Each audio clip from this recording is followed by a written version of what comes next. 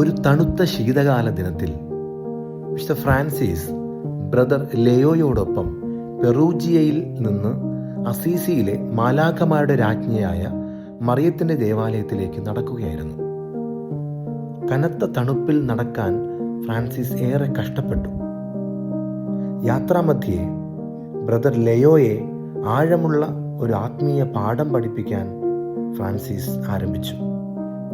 Francis ലെയോയോട് പറഞ്ഞു, brother ലെയോ, ലോകമെമ്പാടും നമ്മുടെ സഹോദരന്മാർ വിശുദ്ധിയും നല്ല മാതൃകയും നൽകുന്നുണ്ടായാലും അതാണ് പരിപൂർണ സന്തോഷമെന്ന് കരുതേണ്ട.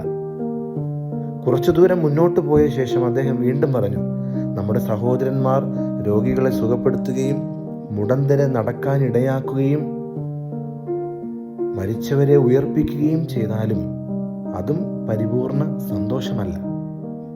ഫ്രാൻസിസ് തുടർന്ന് ലെയോയോട് പറഞ്ഞു, എല്ലാ ഭാഷകളും അറിയുകയും ശാസ്ത്രത്തിൽ പ്രാവീണ്യം നേടുകയും തിരുവെഴുത്തുകൾ വിശദീകരിക്കുകയും എല്ലാവരെയും ക്രിസ്തുവിലേക്ക് മാറ്റുകയും ചെയ്താലും ഇവയൊന്നും പരിപൂർണ സന്തോഷമല്ല. ഇതെല്ലാം കേട്ട് ബ്രദർ ലെയോ അത്ഭുതപ്പെട്ടു. അപ്പോൾ അവൻ ചോദിച്ചു, പിതാവേ, അങ്ങനെയെങ്കിൽ പരിപൂർണ സന്തോഷം എന്താണ്? വിശുദ്ധ ഫ്രാൻസിസ് മറുപടി നൽകി, നാം കഠിനമായ മഴയിൽ നനഞ്ഞും തണുപ്പിൽ വിറച്ചും വിശപ്പോടെ ദേവാലയത്തിലെത്തുമ്പോൾ വാതിൽ തുറക്കുന്നവർ നമ്മെ അപമാനിക്കുകയും കപടന്മാരെന്ന് വിളിക്കുകയും അകത്ത് പ്രവേശിക്കാതെ പുറത്ത് തണുപ്പിലും മഴയിലും നിർത്തിയാൽ അത് ക്ഷമയോടും വിനയത്തോടും സ്നേഹത്തോടും സ്വീകരിച്ചാൽ അതാണ് പരിപൂർണ സന്തോഷം.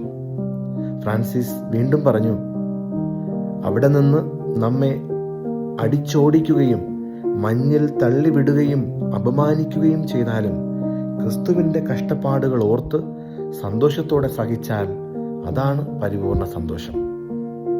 അവസാനമായി വിശുദ്ധ ഫ്രാൻസിസ് അസീസി പറഞ്ഞു, ദൈവം നൽകുന്ന ഏറ്റവും വലിയ വരം അത്ഭുതങ്ങളോ വിജ്ഞാനമോ അല്ല, സ്വയം ജയിക്കാനുള്ള കൃപയാണ്. ക്രിസ്തുവിനെ സ്നേഹിച്ച് കഷ്ടപ്പാടുകളും അപമാനങ്ങളും സന്തോഷത്തോടെ സ്വീകരിക്കുന്നതിലാണ് യഥാർത്ഥ സന്തോഷം. ക്രൂശിലാണ് പരിപൂർണ സന്തോഷം. കാരണം ക്രൂശിലൂടെയാണ് നാം ക്രിസ്തുവിനെ പോലെ ആകുന്നത്. പ്രിയപ്പെട്ടവരെ, ഈ നോമ്പുകാലത്ത് വിശുദ്ധ ഫ്രാൻസിസ് അസീസി പഠിപ്പിച്ചു തരുന്ന ഈ പരിപൂർണ സന്തോഷം സ്വന്തമാക്കുവാൻ നമുക്കും ശ്രമിക്കാം. ആമേൻ. നാഥനോടൊപ്പം ആത്മനാഥനോടൊപ്പം